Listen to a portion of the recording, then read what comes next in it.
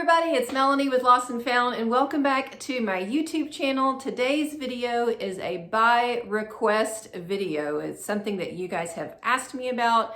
I've gotten a couple messages, emails, asking for some more help with your pricing and just some curiosity on what can you really sell some of this for. So this video is going to be a little bit different, but I'm excited about it. I think you're going to enjoy it. So let's get going.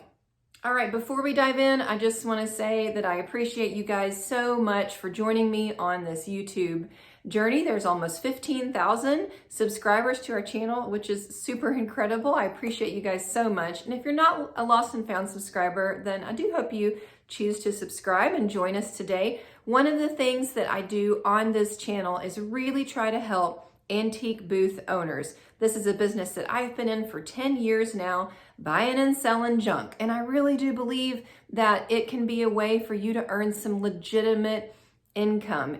I help support my family's budget with monthly income every month, and I have for years now. So I want to share with you what I've learned and pass that along. So if you're somebody who's an antique booth dealer, if you have an Etsy store, if you just do markets, whatever that is, I'm here to help, and I want to offer helpful info. So that leads me to the topic of today's video. I'm going to show you 30 items that I have bought and sold over the last couple months. And I'm going to show you what I paid for them, what I sold them for, and what was my total profit margin on them.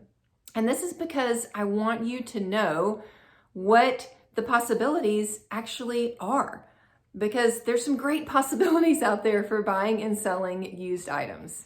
But before we dive in, y'all, to the specific stuff that I want to show you, I do want to share 3 quick things with you about pricing. Number 1, you are allowed to mark up your items significantly. You don't have to feel bad for making money on your stuff, okay? We've talked about this a little bit before in another video that I have about pricing that I'll be sure to link above here if you want to go watch it. But you are in a business, and it's okay that you're in a business. And a lot of times we can find stuff for really cheap. And then we feel like we also have to turn around and sell it for really cheap. Instead of asking that higher price, getting that 75-80% profit margin. So you don't need to feel bad about asking more for your items if you can sell it for more. Because y'all, you're not a charity, right? If you're doing it for fun or just to gift with your friends, then awesome, sell your stuff for super cheap. But if you're a business, feel okay about asking higher prices for your stuff, because the reality is anywhere that anybody goes and shops for home decor, they are paying a marked up price. They're paying a significantly higher price than what that store bought it for and what it costs to make it. And so you, as a business owner in your antique booth or your Etsy store or whatever, it's no different. It costs you your time. It costs you just some knowledge. You have to be able to pick stuff out of the piles of junk places. You're driving around, spending Saturdays, entire afternoons, and sometimes you don't find anything, right? So it costs your time, it costs you some knowledge. You have to clean up the stuff. You got to show people how they can use it. And it is okay that you get paid for all of that. Thing number 2 I want to say is that your customer base matters. So some of the prices that I'm going to share to you may feel really high. Some of them may feel really low. It depends on where you live and how you're selling and where you are selling. If you live in a small town and you're selling at a place that's kind of like a garage sale, flea market type place, then you're probably not going to be able to ask the prices that I'm asking.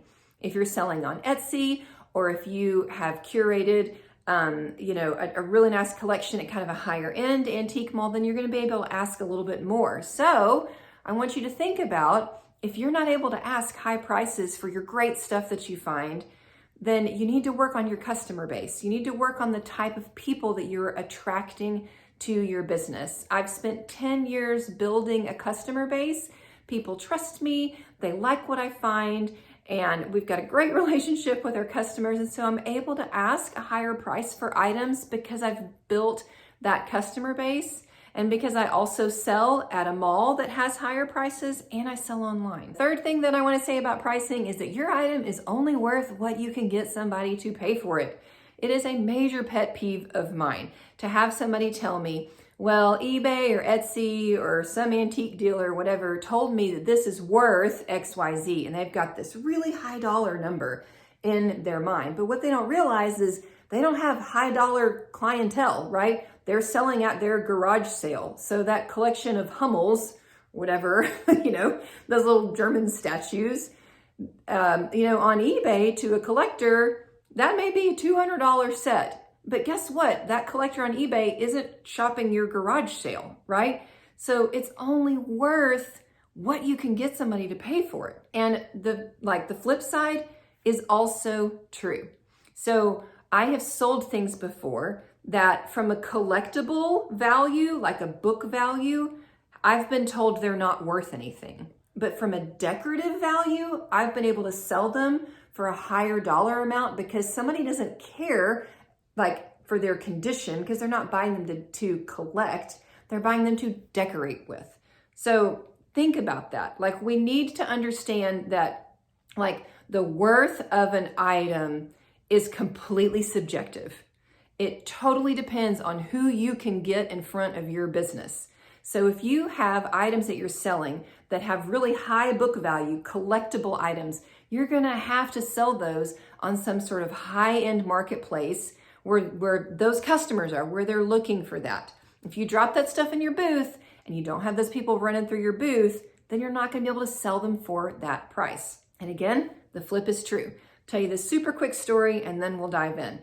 I bought a clock one time at a flea market. It was this beautiful clock. The wood was worn, it was kind of chippy. The paint on the face of the clock was chipping off, but it was marked with the maker's mark of the clock. I was able to do some research and I found that it was, a collectible old clock that came from a line of clocks that, were selling very well. I found somebody in the area who was a clock person. I took a bunch of pictures. I sent it to them. I think I paid maybe $20 for the clock. This clock expert told me that my clock was worth maybe $40 because of its condition, because it didn't work and the paint was chippy, and so a clock collector wouldn't be interested in it.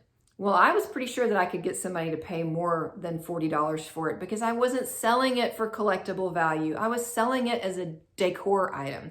So I hung it up in my booth, I staged it really well, and I sold that clock for $100 because I had a shopper. Again, it's worth what they wanted to pay for it. So the collectible person wouldn't want to pay the $100, but the decor person did. And that's fine. You have to realize that who you're selling to matters. Your customer base matters, and the people that you can get in front of your items matter. So to you antique booth owners, you Etsy sellers or Facebook Marketplace, wherever you're selling that, you've got to keep those things in mind when you're pricing your items and when you're putting your pricing strategy together. Okay, so are you ready to see the stuff? We've got 30 items again. I'm going to turn on some music and we're just going to roll through them.